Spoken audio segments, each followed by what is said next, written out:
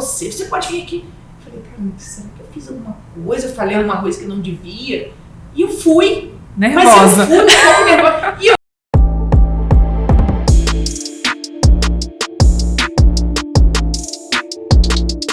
Sejam muito bem-vindos a mais um episódio do nosso podcast. E hoje eu tenho a honra de receber aqui nos nossos estúdios a Vanessa Ribeiro. E eu vou ler aqui o currículo dela rapidinho. Ó. A Vanessa Ribeiro, ela é especialista em segurança e defesa pessoal, instrutora de Krav Maga. Ela também é palestrante e é idealizadora do projeto Defesa das Mulheres. É uma honra recebê-la aqui, Vanessa. Seja muito bem-vinda ao nosso podcast. E eu queria saber, já agora no início do nosso podcast, um pouquinho sobre esse projeto, né? Primeiro que você se apresente, que você fale um pouquinho sobre a sua carreira, como você chegou até aqui, e um pouquinho desse projeto Defesa de Mulheres. Primeiro, vamos agradecer o convite, a oportunidade de falar aqui com você. A Sueli foi minha aluna, né? Junto com o filho também, então foi assim que nós nos conhecemos. E eu fiquei muito feliz com esse convite, a gente poder falar um pouco aqui sobre segurança, sobre defesa pessoal, sobre prevenção à violência, sobre encorajamento e vários outros assuntos que são de interesse de toda a sociedade, mas especialmente das mulheres. Exatamente, e foi muito interessante realmente nesse período em que eu fui sua aluna de Krav Maga, que é uma luta israelense, e que ela é uma luta que está muito voltada para essa questão da segurança da gente, que é mulher, e que é um pouco mais frágil, né? Então, assim, foi o Krav Maga que te levou ao projeto de defesa de mulheres, ou o Krav Maga, de repente, tenha tido alguma influência quando, assim, mulheres que passaram já por situações de violência, de repente, chegaram até você? Como é que isso aconteceu? Então, vamos comentar aqui rapidamente como é que aconteceu.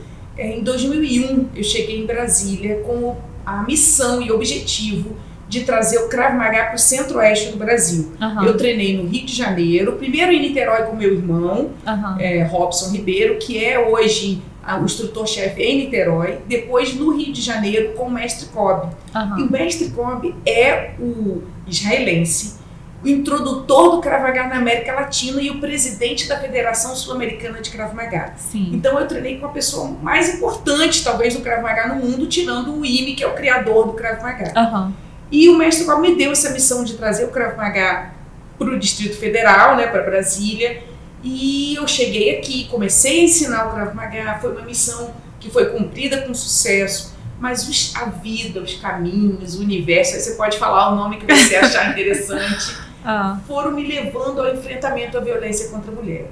Mas só voltando um pouco ao Krav Maga. O Krav Maga é para qualquer pessoa, independente do sexo, do porte físico e da idade. Uhum. Ele foi criado para que as pessoas conseguissem se defender de uma situação real de agressão. Sim. E qualquer pessoa. Então, quer dizer, eu consigo treinar uma mulher, eu consigo treinar uma pessoa mais velha, um homem. A violência atinge qualquer um. Uhum. Mas os meus caminhos foram se cruzando com um enfrentamento à violência contra a mulher, porque por uma questão de paixão, eu sempre quis treinar mulheres, não são a maioria no Krav Maga ainda, nem no meu tatame, enquanto eu dou aula, tem aí entre 25% e 30% de mulheres. Sim. Mas tá crescendo, antes era 15%, então tá crescendo, a gente está evoluindo nesse sentido. E aí eu senti a necessidade de montar um projeto que falasse de prevenção à violência, de segurança, do que você tem que fazer para não se tornar vítima de violência. Porque depois que você é vítima, tem casa-abrigo, tem Casa da Mulher Brasileira, tem a Lei Maria da Penha, tem delegacia, mas a gente vai ter que esperar a mulher se tornar vítima para fazer alguma coisa? E todas as situações que, na verdade, né, o que a mulher quer é justamente que ela tenha como dominar sua própria vida, né? E não ficar escondida ou em qualquer situação de vulnerabilidade. Então, assim, essa foi uma das coisas que eu aprendi muito com você no Krav Maga, e uma das primeiras lições que você ensinou foi quando uma pessoa pega no seu braço, né? Sim, e às vezes soltura de mãos, o nome soltura de mãos, né? E assim, às vezes uma mulher está numa situação de uma festa ou qualquer coisa e uma pessoa puxa a mão, e isso pode gerar uma série de sucessão de situações que levam a uma violência, né? E aí isso também tem a ver, daí você, né, falou sobre assim, que o Krav Maga ele não tem uma relação necessariamente com o porte físico da mulher ou de quem pratica, pode ser uma pessoa alta, baixa, porque isso não é o importante é a técnica, né? Sim, o Krav Maga usa pontos sensíveis do corpo do agressor. Isso quer dizer olhos, garganta, nariz, genitália. Então não importa se você é forte ou não, você tem que acertar nos pontos certos. Você tem que ser bom de alvo. Mas isso é treino, tá? Isso aí a gente treina a pessoa para isso. E aí, como eu estava falando, esses caminhos foram se desenrolando e a gente criou o Projeto Defesa das Mulheres, que com o apoio do Ministério das Mulheres, a gente seguiu várias regiões do Brasil já com esse projeto. E aqui no Distrito Federal, junto com a Secretaria de Justiça e Cidadania. Então, é um projeto que fala para meninas, para mulheres, fala de prevenção, fala de segurança, fala de identificação de uma situação de agressão e de um agressor, fala o que ela tem que fazer caso, até mesmo para identificar se ela está sendo vítima de algum tipo de violência. Então, é um projeto muito importante que, na minha opinião, humilde opinião, deveria ser matéria obrigatória. Todas as meninas de 16 anos em diante já deviam entender, pois isso é uma agressão. Está começando a vida no relacionamento amoroso, o que eu tenho que fazer, o que eu não tenho que fazer, o que eu tenho que... Isso aqui é normal, isso não é... Então é nessa pegada que nasceu o Defesa das Mulheres. E assim, você tem esse projeto, ele tem uma faixa etária alvo, né? Assim, eu imagino, claro, todas as mulheres podem sofrer violência, mas tem uma faixa etária que é alvo, né, para esse treinamento, esse workshop, essa palestra. A gente atinge muitas escolas, tá? O Ministério colocou quando é para escolas de 15 a 16 anos em diante. Não tem limite de idade, tá? Porque qualquer mulher pode ser vítima. Mas quando eu faço projeto de defesa das mulheres, que não é pelo Ministério, às vezes por outros órgãos, eu gosto de botar 14 anos. Sim. Porque a idade de 14 anos, os meninos já estão começando sua vida amorosa.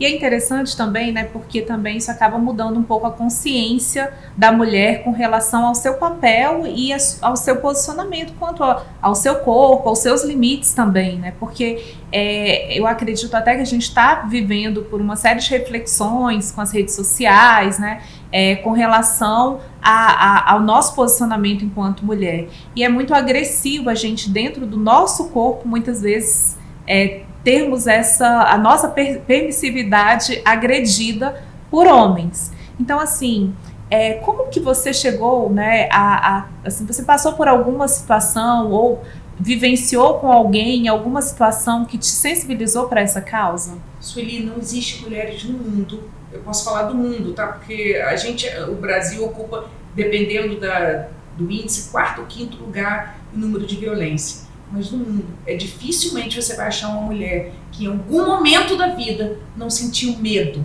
Não sentiu medo dentro de um elevador, não sentiu medo na hora de sair de casa para o trabalho, não sentiu medo na hora de encerrar um relacionamento. Então, o medo, esse medo de se tornar vítima é muito natural, infelizmente, é muito real para as mulheres, muito comum. É uma infelicidade eu falar isso, mas é uma real. Então, é uma coisa que eu costumo falar. Tem gente que fala assim, mas Vanessa, para que você tem esse projeto? O certo seria os homens não agredirem as mulheres. Sim, no mundo ideal, mas só que a gente vive no mundo real. E a gente vive num mundo em que 1 a cada 3 mulheres vai ser vítima de algum tipo de agressão até o final da sua vida. E aí eu falo assim, eu sou uma pessoa totalmente de paz, tá? Sim. Mas eu tô preparada para a guerra. E eu gosto de preparar também. Então, você quer ser preparada para a guerra? Vem do Projeto Defesa das Mulheres, que a gente estamos conseguindo avançar, e o projeto agora também vai para a parte de empresas. Então a gente vai atingir as empresas que querem levar o projeto para as suas colaboradoras. Sim. Então são workshops voltados para aquela realidade. A gente está com esse projeto novo aí para as empresas, que vai ser também vamos ter boas novidades caminho, né? E eu vou até aproveitar, eu quero pegar um gancho no que você falou, porque a gente recentemente tem assistido, né, nas grandes mídias, agressões assim que nos deixam perplexas, como o caso do elevador, né? E assim, e principalmente pelo fato de que os agressores normalmente também são pessoas do convívio, normalmente um companheiro, alguma coisa assim.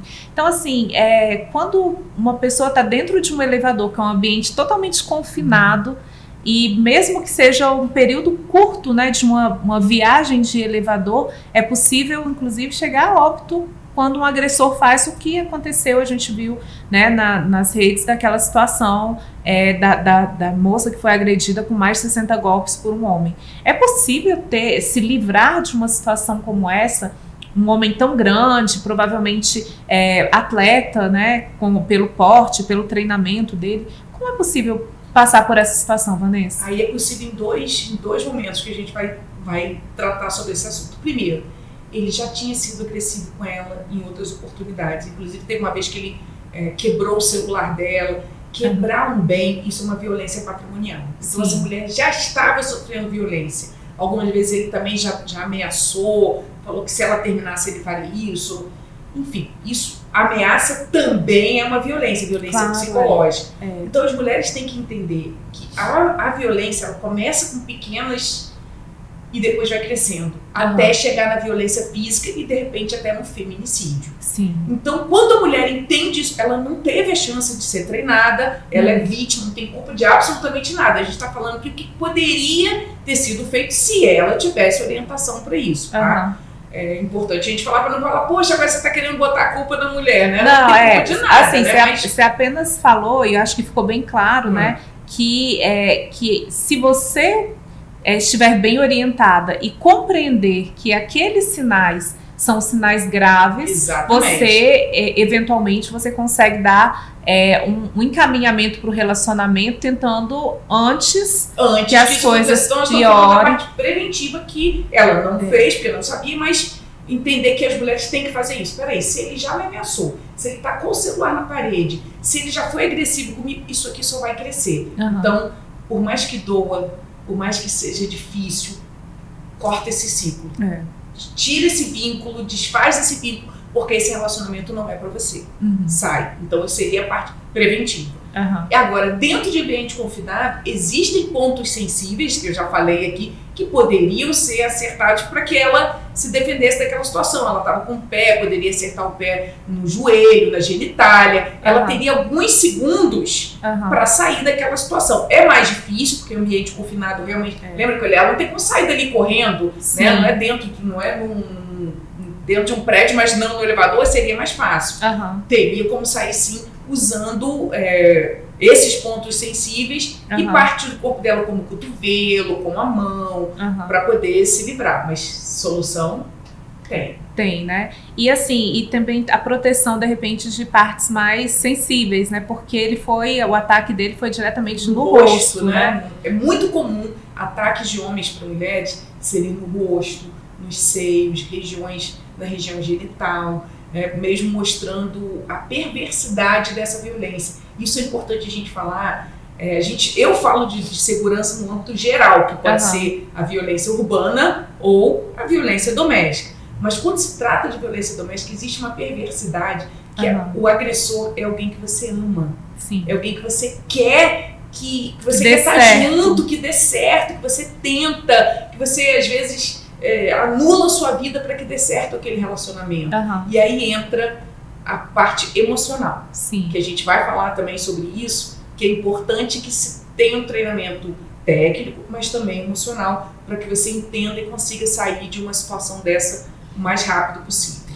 E por falar em situação emocional, você conseguiu identificar ou traçar algum perfil que é mais vulnerável à violência, algum perfil, digamos assim, de mulheres, e ao mesmo tempo também o perfil psicológico dos homens que praticam a violência? Vocês também têm algum perfil traçado, apesar de que assim, a gente, né, não pode dar carta, né, de que ninguém possa generalizar, mas de repente algum perfil mais provável, alguma coisa assim? A gente não existe uma característica física, mental, espiritual, financeira de agressores. Qualquer um pode ser. É impressionante como das classes mais diferenciadas surgem agressores. De médicos, de professores, de garis, cantores, de atores, assim, pessoas que às vezes na sociedade cumprem um papel muito importante, tá? São pessoas que às vezes as pessoas nem acreditam. Ele foi agressor, ele era pastor da igreja, ele era, entendeu? Alguém muito bom para todo mundo. Como assim ele era um agressor? Então não existe esse perfil, porque pode ser qualquer um. Agora, da vítima, mais ou menos, da mulher, mais ou menos, a mulher que está fragilizada emocionalmente, ela é mais fácil de ser agredida. Claro, uma mulher que se impõe, uma mulher que consegue, poxa, peraí, isso aí não está certo, isso aí eu estou sendo vítima de violência, eu vou cortar esse relacionamento. Ela tem mais coragem para se livrar. Então é importante as mulheres estarem preparadas, fortes emocionalmente, psicologicamente, espiritualmente, por que não, para darem um basta antes dessa situação se tornar uma agressão física, um feminicídio. Você sabe que essa é interessante, né? Porque depois que eu fiz o Krav Maga, muitas coisas assim eu repensei com relação a posturas e tal, né? Uma das coisas muito interessantes que eu aprendi lá no Krav Maga foi como a gente, quando a gente está passando por uma rua mais perigosa, né, como deve ser nossa postura. Porque eu tinha uma postura, quando eu estava, né, passando por essa situação, de normalmente passar abaixando a cabeça e tal, e você me ensinou no Krav Maga que a gente tem que estar atento ao contrário, né, que você não pode ser, você é a vítima perfeita quando você baixa a cabeça, né? Sim. A vítima preferencial é aquela que está mais fragilizada, que está pelos cantos, que está sozinha. Os bandidos, quando eles procuram as vítimas, ele não vai assim, aquela ali vai ser mais fácil. Tem um caso... E é interessante, só desculpa, mas é que assim, que do ponto de vista também emocional, né, quando a gente também, as mulheres muitas vezes, né, até mesmo por uma questão cultural e tal, muitas vezes elas, pela sua própria característica e tudo, elas tentam muito assim emocionar as pessoas, e normalmente os homens, eles não são muito emocionais. E aí muitas vezes se confunde essa questão de você se fragilizar com você se torna vítima. E aí, assim, isso foi uma das coisas também que para mim foi despertado dentro do Krav Maga e dentro dessas orientações com relação à segurança que você passou também, é essa questão de não se... de parar de se vitimizar, né? Que a gente tende muitas vezes a tentar comover, a ser, né? A usar muito essa parte mais fragilizada mesmo. A gente faz às vezes esse papel que é ruim, que não é positivo para a nossa segurança. Mas voltando, é uma coisa importante. Vocês lembram de um caso que teve, que foi o Maníaco do Parque, né? Um caso que chocou o Brasil alguns anos atrás. Isso é um documentário. Tem documentário, tem livro. Inclusive parece que ele, há alguns anos aí para frente, vai ser solto. Tá? Eu vi até alguma coisa nessa direção. O delegado perguntou para ele no dia da prisão, como é que você escolhia as vítimas? E aí o que ele respondeu? Aquelas que pareciam mais frágeis, aquelas que com o olhar para baixo, com a cabeça para baixo, com o olhar de coitadinho. Então, olha só, se a gente chegou a essa conclusão, então você não pode ser essa. Não seja coitadinha. Agora, isso não serve só para sua segurança, serve para tudo. Porque às vezes a mulher, no seu trabalho, né, na sua função, ela às vezes a mulher não consegue falar porque não tem espaço. Às vezes essa postura também reflete uma postura de segurança, uma postura de quem está ali sabendo o que vai fazer, o que vai falar, da sua competência como profissional. Isso muda. Então, estica as costas, cabeça erguida e vem cá, eu também posso resolver isso aqui. Pode botar na minha mão que eu resolvo. Isso muda tudo. Quem tá no comando, né? Você tem que estar ali, né? Porque senão, se você não tá no comando de você mesma, outra pessoa vem e invade seu espaço, invade você, né? E acaba cometendo muitas vezes abusos, né? Que são terríveis contra as mulheres e podem levar a uma situação, às vezes, que muda completamente a vida, né? Exatamente. E é isso que, assim, que é uma das grandes coisas que a gente quer chamar atenção, é justamente dessa questão da gente ter autoconsciência da segurança, na necessidade da segurança. E, Vanessa, eu queria fazer um bate-bola, jogo rápido, que é, assim, eu vou fazer umas perguntas curtinhas, você responde, assim, a primeira coisa... Vou responder rápido também. Tá bom, beleza. Uma frase que te inspira. Sua determinação dita o seu destino. Um lugar que você considera especial. Brasília. Eu amo essa cidade. Você é brasiliense? Não, eu sou do Rio de Janeiro, eu sou de Niterói, mas eu escolhi Brasília para viver, eu sou apaixonada por esse quadradinho aqui, eu amo. Brasília por adoção. Mas já tem mais de 20 anos que eu tô aqui. Uma habilidade que você gostaria de desenvolver. A paciência. Mas eu tô trabalhando para isso, tá? Eu tô trabalhando. Um conselho que você recebeu e sempre leva com você. A minha mãe falou para mim, quando eu estava vindo para Brasília, no aeroporto do Rio de Janeiro, quando eu vim já mesmo de mudança, ela falou assim, você é do tamanho do seu sonho.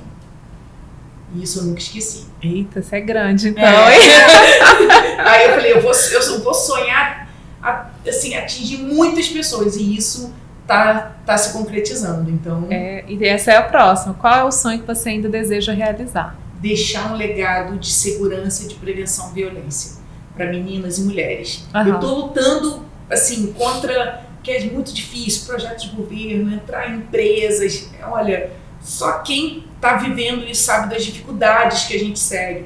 Às vezes eu vou para lugares e eu vejo mulheres vítimas de violência, mulheres que não sabem escrever seu próprio nome, que estão vivendo uma situação muito difícil. A gente quer fazer alguma coisa. É uma profissão, assim, por um lado, muito boa, mas também muito difícil. Mas é o legado que eu quero deixar e que eu estou lutando para fazer isso dar certo. Agora, Vanessa, assim, quando você faz esses grandes eventos, né, possivelmente você é abordada por algumas mulheres, né? E, assim, elas relatam situações de violência? Teve alguma situação que te marcou, assim, em particular? Não tem como falar, porque são muitas. A gente, todas as palestras, a palestra para durar 1h30, não dura menos de 3 horas. Porque as mulheres querem contar suas histórias, suas experiências, me pedem ajuda muitas vezes. E aí, às vezes eu falo, olha, vai lá no Instagram, porque às vezes não tem tempo para atender todas. Sim. Me fala lá no Instagram, não tem um dia, Sueli, não tem um dia que não chega uma mulher me pedindo ajuda pelo Instagram.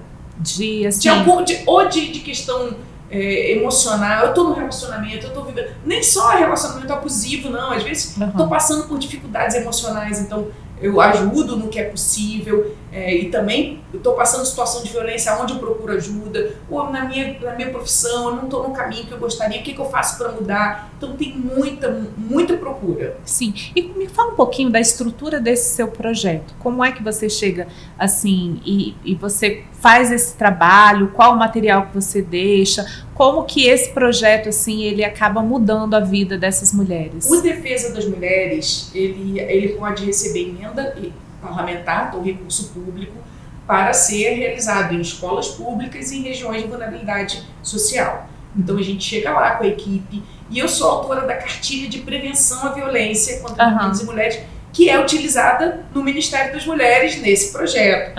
Então a gente entrega a cartilha também para elas no final do workshop, e no workshop a gente simula situações, a gente fala, né, sobre todos esses assuntos, e aí depois elas me procuram quando precisam. Sim. Mas é uma coisa que eu escuto muito, Sueli, por que você não entrou na minha vida antes? Por que eu não ouvi essa palestra antes?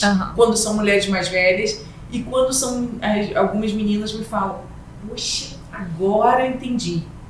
Eu precisava ouvir isso de alguém, agora eu não vou deixar mais que o meu namoro siga nesse caminho. Então é muito gratificante. Todas as dificuldades acabam quando você escuta uma menina falando, Vanessa, eu era vítima de violência e nem sabia, obrigada. Eu vou mudar agora, as coisas vão mudar. Então, assim, eu sinto aquele missão cumprida, Deus, obrigada. Sente um quentinho no coração. E é tão bom que isso é diário, então vai te dando força, vai te dando energia para seguir em frente, né?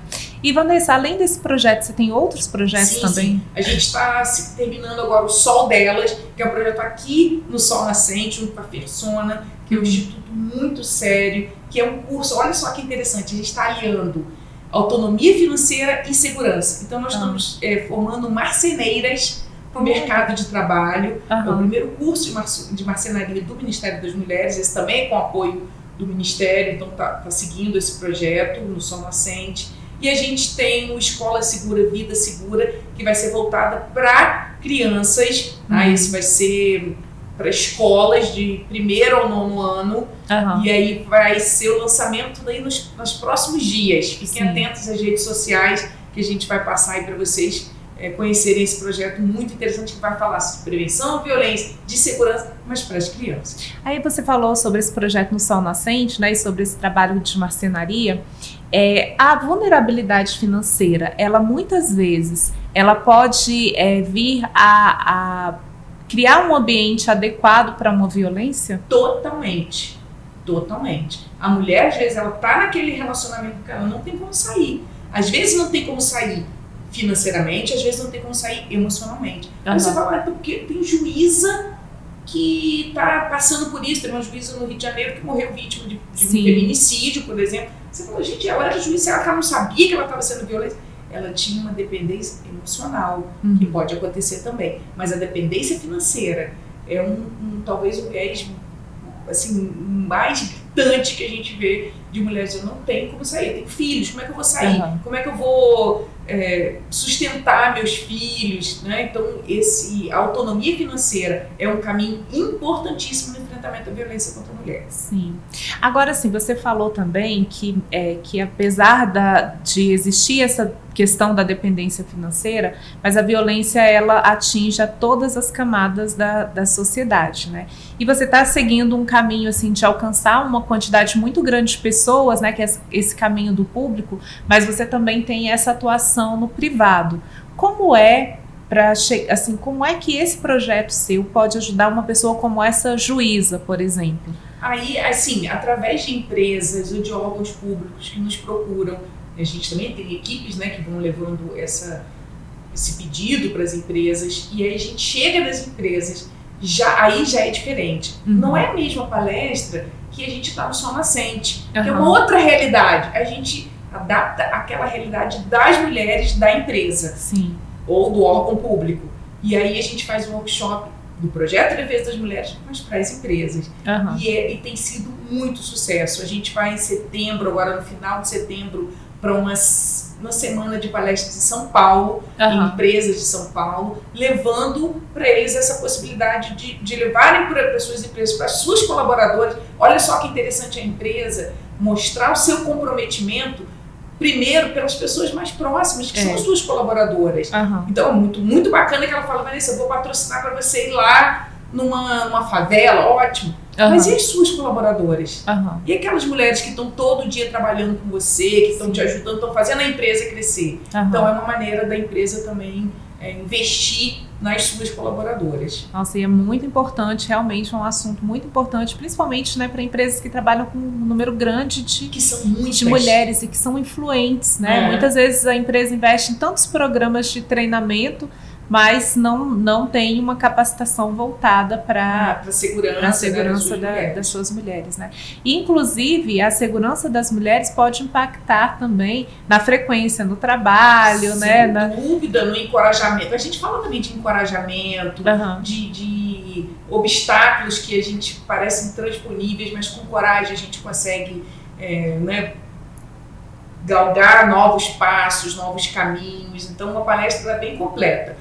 Eu não chamo palestra, eu chamo workshop, porque tem uma participação muito ativa das mulheres. Então é um workshop que realmente faz a diferença na vida de todas as mulheres. Eu falo isso, eu falei hoje de manhã, nenhuma mulher que passa pelo meu workshop sai mesmo que entrou.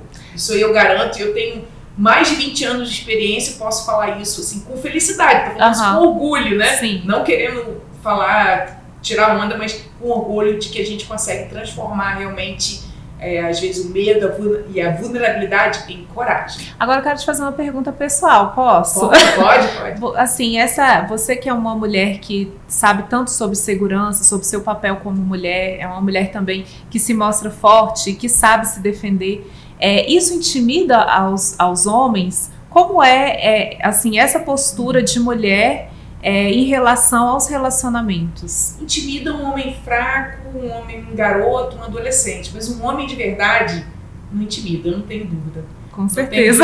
Um homem de verdade. Um homem seguro. Um homem seguro vai dizer, poxa, eu quero uma mulher segura junto comigo também no trabalho, em tudo. Mas as pessoas que têm os fraquinhos da quinta série, aí essa aí não serve pra mim. E você também não quer, né? Não, de jeito nenhum, não quero mesmo.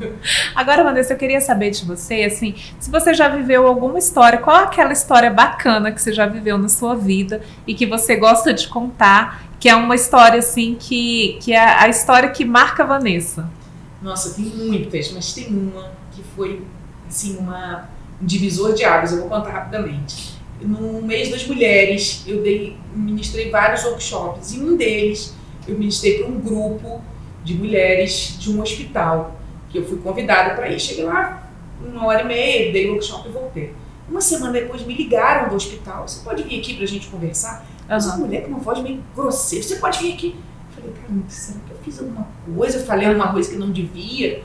E eu fui. Nervosa. Mas eu fui um pouco nervosa. E eu fui toda armada, assim, se ela falar isso, eu vou responder isso. Mas se ela falar, sabe, você já vai preparada pra briga, né? Tá. Quando eu cheguei lá, uma roda, assim, um monte de mulher sentada, eu sentei já. Gente, o que houve? Ela falou, nós queremos saber o que você fez aqui no workshop. Aí eu, por quê? Qual a tônica da pergunta? E ela falou, porque algumas mulheres que tiveram no seu workshop tiveram uma recuperação muito grande. Uma delas era vítima de violência quando era criança. Nossa. Era vítima de violência do padrasto. E ela passou anos sendo vítima de violência sexual. E ela cresceu, mas ela não se livrou disso. Ela trabalhava, estudava, mas vivia com medo, síndrome do pânico, tinha problemas para dormir. Nossa. Olha o que acontecia com essa mulher. No sonho, o agressor voltava para agredir. Ela sempre. tentando sair, né? Ela não conseguia sair. Depois do workshop, ela entendeu que quando o agressor chegava, era só botar a mão no olho dele, que eu ensinei isso no workshop, que ele ia embora, e ele foi embora, no sonho. No dia seguinte também, ela começou a se encorajar. E falou, não preciso mais de remédio para dormir. Agora eu já sei caminhar sozinha com as minhas pernas. Esse dia foi o dia que eu criei o Projeto Defesa das Mulheres. Eu falei, não, eu tenho que levar isso para mais mulheres. Como é que eu faço para dedicar minha vida a isso? E aí, eu entrei na reunião com medo do que ia acontecer e saí da reunião. Falei, Deus, eu estava pedindo um sinal, foi esse. Foi esse sinal. Aí, daí pra frente. E uma outra que tinha sido vítima na UNB de violência, aqui na UNB, e tinha um que estava com medo de voltar a estudar, de sair à noite, depois do workshop. Não, agora eu posso voltar a estudar. Nossa, então, às vezes, ela só precisava daquele gatilho que a gente trabalha tanto para que acenda nesse dia, e aí ela conseguiu retomar a vida depois do nosso trabalho. Essa questão do trauma é muito interessante, né? Porque é uma coisa que não fica resolvida na cabeça e a sua mente fica ali, né? Tentando resolver aquela situação. É torturante. Sua mente pode fazer coisas pro mal, mas também pode fazer pro bem. E às vezes é só saber equilibrar isso, dar uma virada para que esse medo se torne uma coragem.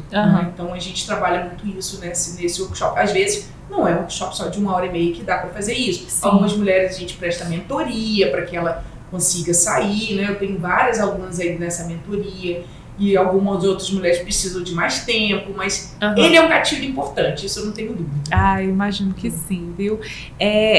Vanessa, foi um prazer, acho que tem tanto assunto dentro desse universo, né, das mulheres, mas foi um grande prazer. Eu acho que assim, que muita gente depois de assistir esse podcast vai se interessar mais por esse assunto, né, e só de você despertar esse interesse, eu acho que é uma grande contribuição na vida das mulheres, né, que muitas vezes estão passando por essa situação e por esses traumas e que não têm dormido, né, e que não tem vivido e não tem conseguido se sair de situações que são tão difíceis. Então, assim, só por isso eu já sou extremamente grata por isso que você está trazendo aqui, né, e eu acho que isso é uma coisa que já fez muita diferença na minha vida, né, esses ensinamentos que você tem e também a necessidade das mulheres saberem se defender.